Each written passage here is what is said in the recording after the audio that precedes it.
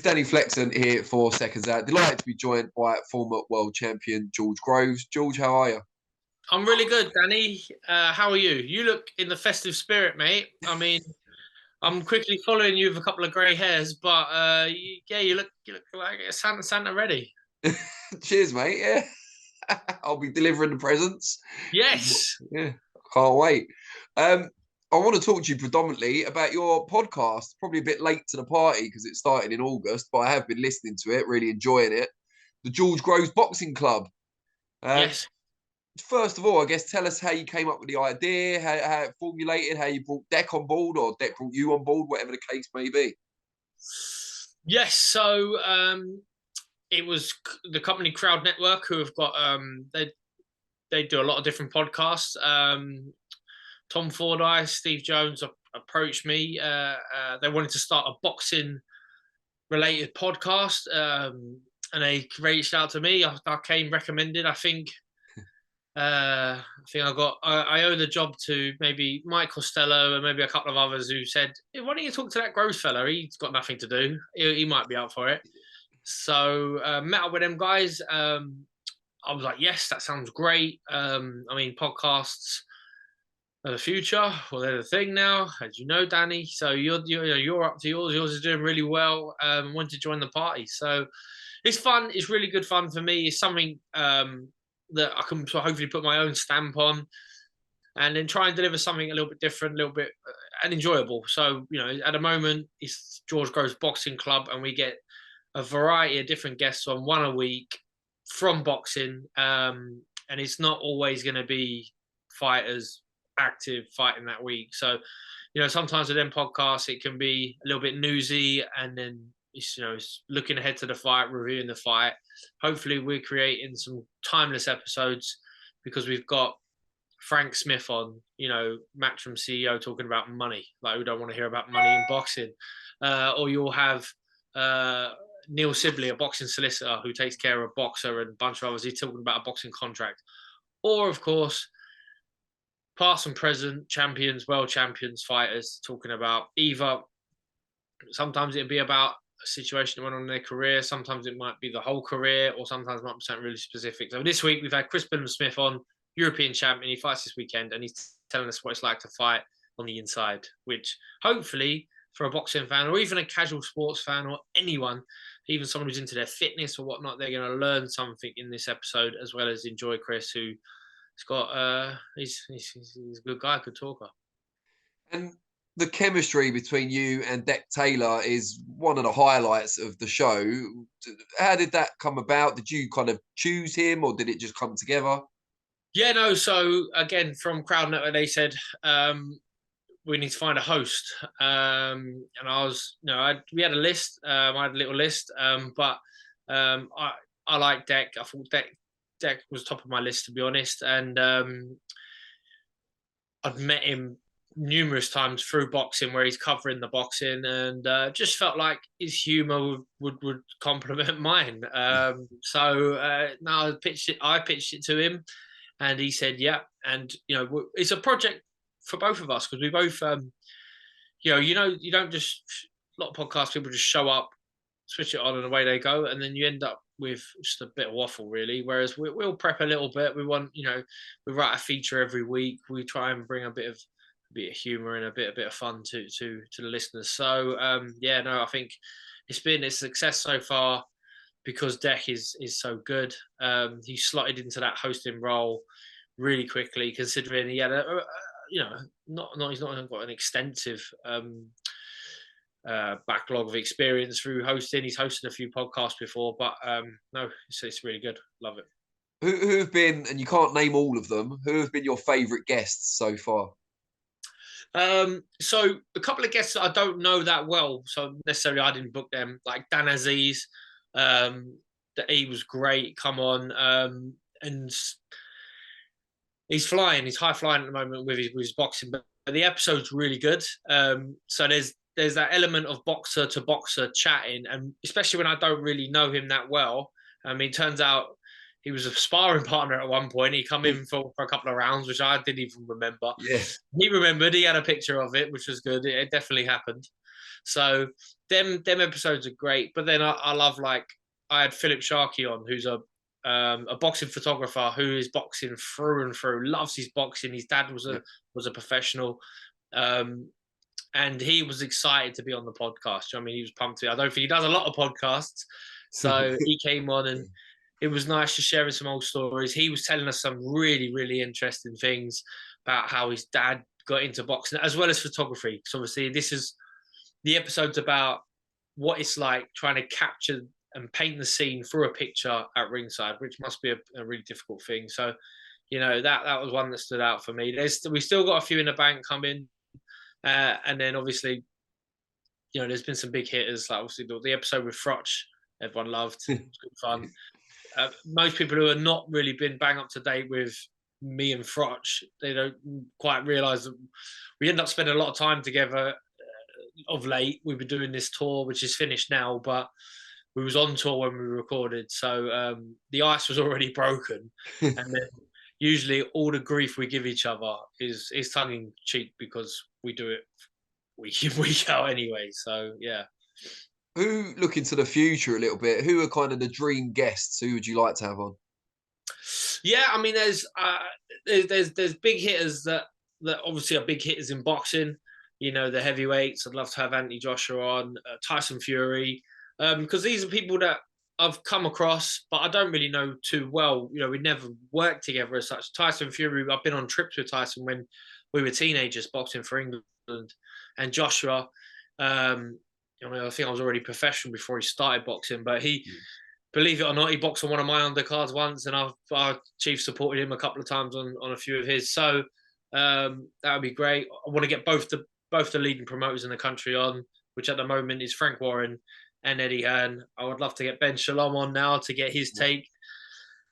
And then, yeah, I mean, obviously some of the legends of the sport as well from Britain. So Ricky Hatton, I'm quietly confident Ricky Hatton's episode's coming out early Jan. And then, the likes, the Eubanks, both Eubanks actually, Eubanks, Benz, Calzaghe, and the rest. Yeah, so plenty. And then we want to hear suggestions. Who do we want to hear from? So we want Pochi on. Champion the journeyman. So Louis Van Poch, tell us what it's like. He's on a winning streak this year. I think he's more on the right side than the left. So that'll be fascinating, as well as some unsung heroes from boxing. So the club is open. Everyone's welcome. we want to scratch the itch of everyone, give them a different view, a different perspective, and something to hopefully enjoy. Well, people out there know I love being in the club. So at some point, I don't want to hint too strongly, but No, we get you on. So I mean, let's have your niche, Dan, because for me at the moment, you always stand out to me as boxing news. But I know you've done quite a lot before, during, and since. So we've had Matt Chrissy on talking about the boxing news, as well as a little bit of fight talk in general. But yeah, man, we're desperate to have you on. And I'll do boxing YouTube. Just get me on before Coogan, and we're fine. Boxing, there we go. Well done, we're there. I'll rugby tackle Coogan as we both try and get there first. Well, we'll get you both on together and we'll do a head-to-head. It might make for sensation. That'd be quite good, yeah. I'd enjoy that. Let's do it. Right, it's the day. He said it on camera now, people. So no backing out of it.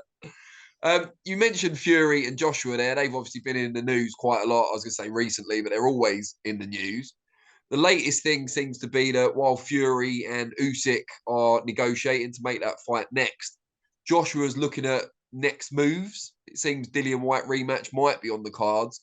I wanted to ask you more about the training situation, because you had a few trainers in your career, most successfully, of course, with Shane at the end. Joshua now seems to be in a place where he might change his training team for each fight, depending on who the opponent is.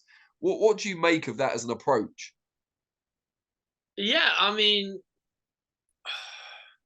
there's always stuff to be learned. You can always learn a lot of stuff. And the problem Anthony Joshua's got is he can't say at this stage of his career, he can't ham on about, I've only only had a handful of amateur fights before this, and I was fast track. So I think it would do him a world of good to experience some different stuff. Sure, you can't knock what he's done. He's been incredible in terms of his achievements and the amount of times he's got himself over the line to win.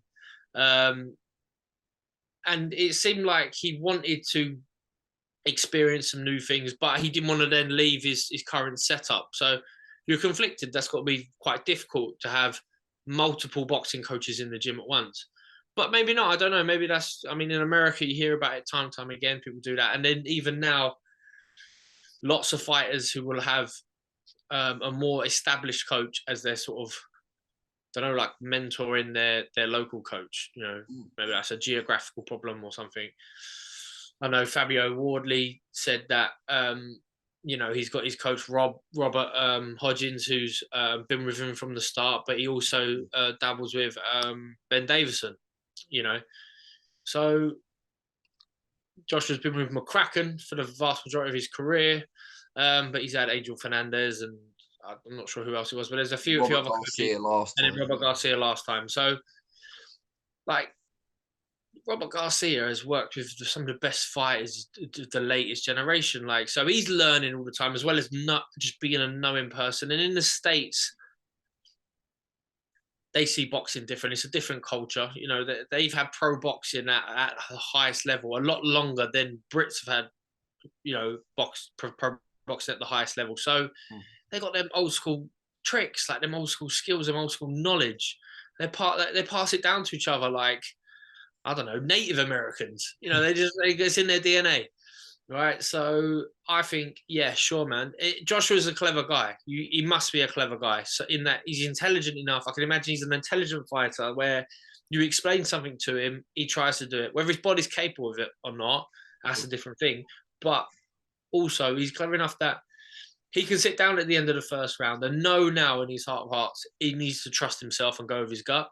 So if he's getting in coaches for camps, learn from them and then decide whether this is the right thing for him there and there at that particular moment. So you've got to have trust in the trainer to believe that they know what they're doing and that they've got your best interests at heart. Now, obviously, when people talk about if you're in trouble and you need saving, there's obviously coaches there who will let it go a little bit too long. But maybe you have someone in the corner who's been there the whole time, who's just passing up, but he's there to say, right, now this is it, because he's emotionally attached. But maybe not. It's a really difficult situation to be in. But if he sits down at the end of the third round against Dillian White or Wilder or anyone, and then they say, right, listen, Joshua, you need to do this, you need to do that. He goes with his gut now. He thinks, right, well, that makes a lot of sense. And hopefully by this point, he's chose a coach who makes a lot of sense to him in camp so that he has enough faith in him that at the end of the round, when you're in the shit, he'll tell you what to do and you go out and do it. But then at the same time, he's got enough experience now and he's clever enough to sit down and go, no, I don't fancy that.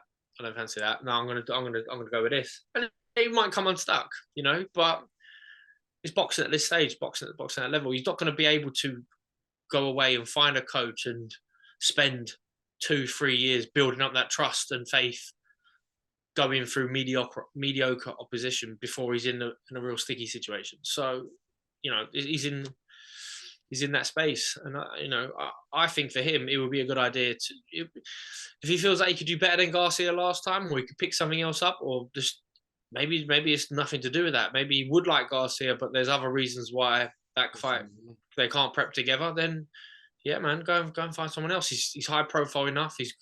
He commands enough respect and generates enough money to pretty much pick any coach he wants. So good for him.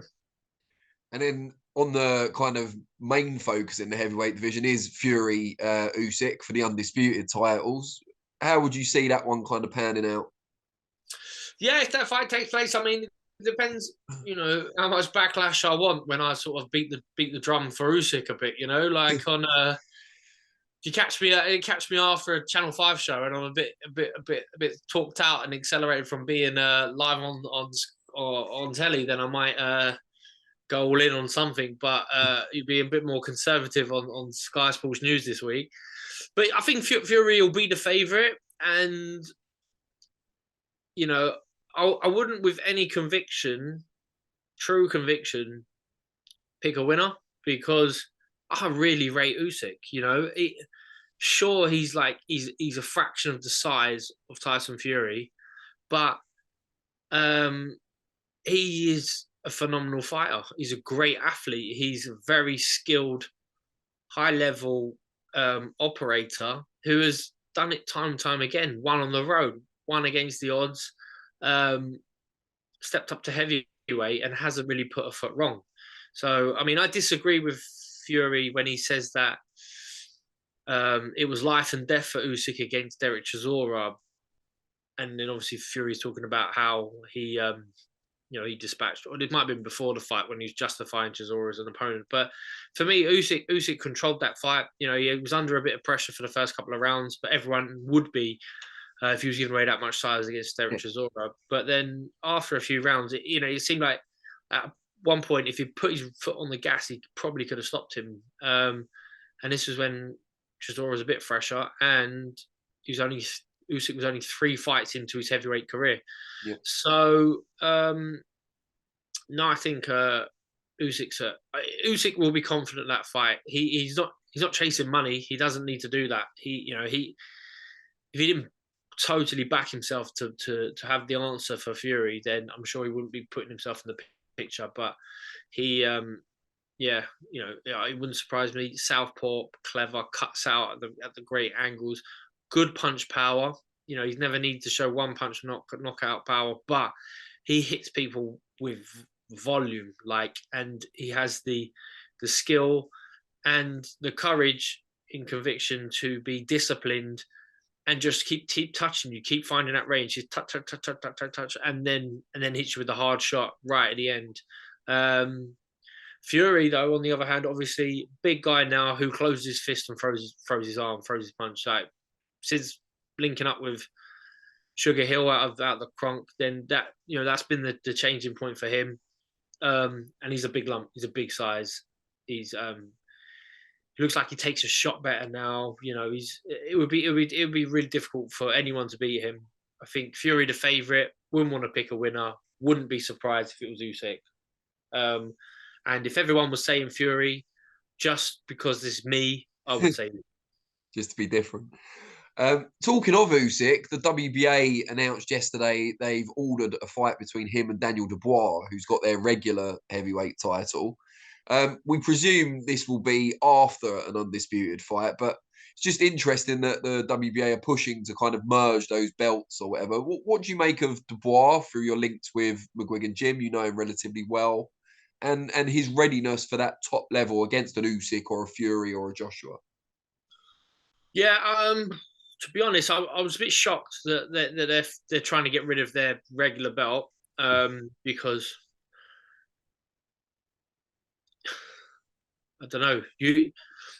I know why they want to merge the belts at times when they feel like we need to get one champion out there, but I don't know how long the WBA regular's been knocking about and why no one's chased it.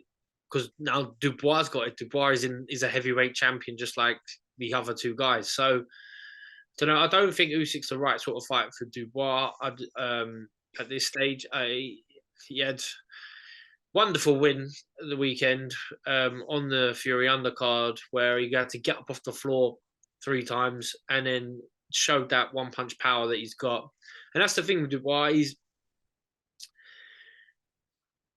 He's just got incredible power, like equalizer power. So he could hit anyone and probably really hurt him. And he's quite a good finisher once he's got you buzzed. So you can give him a punch chance against absolutely everyone. I wouldn't be campaigning for him to fight Usyk, who's quite difficult to hit clean. He doesn't walk onto any shots, and he will know against Dubois that that's not never going to be a good idea. No. So, Dubois got probably a better puncher's chance against some of the other guys. Like a Chisora definitely, or even a Dillian White would probably stand a lot better chance of against. And they might be more suitable big fights for him to have in the UK. But I was a bit miffed that the WBA are pushing for that. But also, it does just help register for the common boxing fan that Daniel Dubois is a full world champion, because not everyone sort of cottoned onto that quite yet, I think, from what I've heard. So, but he's exceptional talent, Daniel. A good athlete, obviously, in crazy punch power, but he's dedicated. I mean, like, he's in the gym, he's working hard. He's always been that guy. So, and for a heavyweight to have that sort of mindset, it goes a long way, and it showed, where he's at today. But there's some good heavyweights out there now, obviously, with Joyce, who could give everyone a run for their money. He's the sort of guy who Usyk might want to steer clear of, because he's just the juggernaut. He just keeps coming. You know what I mean? It doesn't matter how neat and tidy a boxer you are, you got to hurt him to finish him, and otherwise you're in 12-round dogfight. Joyce might be the nightmare for Tyson Fury, because if he can walk through his shots and just keep pummeling him and make it a dirty, scrappy fight, that's a tough night. So yeah, it's all right. It's thriving. Heavyweight scene's good, and I don't usually campaign for him. Good stuff. Now, kind of moving away from the heavyweight scene, and before I let you go, we saw Naoya Inoue earlier this week become an undisputed champion at bantam. He's in most people's pound for pound list now, so I just wanted to get from you your top 3 pound for pound right now. Yes. Inoue, I watched it this week. It was it a Tuesday or a Tuesday afternoon? Tuesday, yeah. So it was a bit bizarre. He's just credible, because Paul Butler's a really, really good fighter. He's always seemed really small. That's the only down, but a really nice, neat and tidy boxer, classy boxer, always has been. And it took a good while for Inoue to break him down. He finally got him in the end. I think it's like the 10th round or something. But Inoue's got to be up there. Do you know what I mean? He's just got to be up there. Him, Crawford, Usyk, Gervonta Davis. That'll be my top 4, Dan. I wouldn't want to push one out. What about an order, though? Oh, Crawford, Usyk, Inoue, Davis. So that has pushed Davis out. Well done. Yeah, not purpose, but yeah. Fuck off, Davis. Yeah. Yeah, just refresh the question. Yeah, it always works. Someone told me this week that in the Mayweather gym, when someone comes down, it doesn't matter what weight they are, they have to spar Gervonta Davis to see if they're actually worth anything. It might be complete bollocks, but what a story. So you get There's only one way to find out, George. Yeah, super middleweight contender comes down. Is any good? I put him in with a tank. Tank fucking eats him up. Like shit. Rolls over him. Yeah. Oh, great stuff. I can believe it. Yeah. No, I mean, I can believe it. I can believe it. But I still need to catch up on a bit of boxing. I didn't see Crawford versus Avanesyan at that was last weekend, but to stop Avanesyan in the 6th round, I think Avanesyan was doing okay from what I've heard, and then he just gets fucking sparked. Yeah, it's just a great shot, but I think there's been some issues about the gloves and some controversy. I don't know. All right. I don't think that played into the ending of the fight necessarily, but there's been some issue about beating up gloves that they were allowed to wear, or Crawford was allowed to wear, or something. But well, that's the difference between my podcast and your podcast, and you're on cutting edge knowledge of knowing what's happening in the world today. I just waffle on about random. Yeah, but we haven't got Scotty Ryman slang or Shane Reaction or any of those amazing pun-heavy sections that you have. And more to come. I like that you did Scotty Ryman slang, went through the whole thing, which was really funny, and then right at the end you said, "But you're not really a Cockney, are you?" Yeah, no. That's what I mean. That's what anything goes on the GGBC Boxing podcast, mate. Anything goes. No, I love it. Deck was saying you come up with the best puns, but then you have to flesh out a feature around it.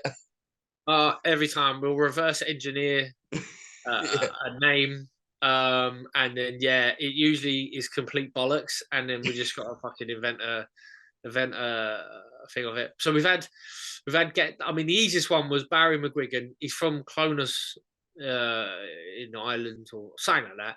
So it's Game of Clones, and then anything that rhymes with that is coming out with game. It's a game. It's Game of Clones. Barry Jones is on. Game of Jones. Who else is there? There's a couple more we had lined up, but this is how you select your guests. Yeah. If there's if we get brothers on, it's Raging Falls every time. So we've had the Sowlands on, and we've had the Azim brothers on, Raging Falls. So if we come on brothers, and that episode, the Azim brothers episode, was about boxing prospects, which was really good because they're still talking like boxing prospects, where it took a while. You want to get them, don't give me the popular answer. Give me the real answer. So after they loosened up a bit and we loosened up, we get some really good work out of them. But they're flying high. So it was great to have them on, and and many others. Ellie Scottney Ryman slang was a personal favourite of a lot of people. Come in a lot, got a lot. But there's more to come. There's more to come down. Well, my name's Flexen, so it's a gift. It's a gift for you. Yes, Flexen. There's so much you could do with that. You've already reverse engineered your own feature, haven't you? But I'm just promoting myself to be a guest. Do you know what I mean? I've got the name. I mean, that's probably the biggest thing, to be honest. But you use what you got. Yeah, give me at least half an hour to sit down and flesh something out, and then I'll ping it over to you, and then we get you on, man. We're ready when you are. We finished recording this year because we already banked a few, and then we get you in early weeks of January. I love the way I've pitched my way on. We've got the award ceremony next week, mate. So you don't win nothing, but spoiler still, alert. Yes, literally spoiler as well. Gutted.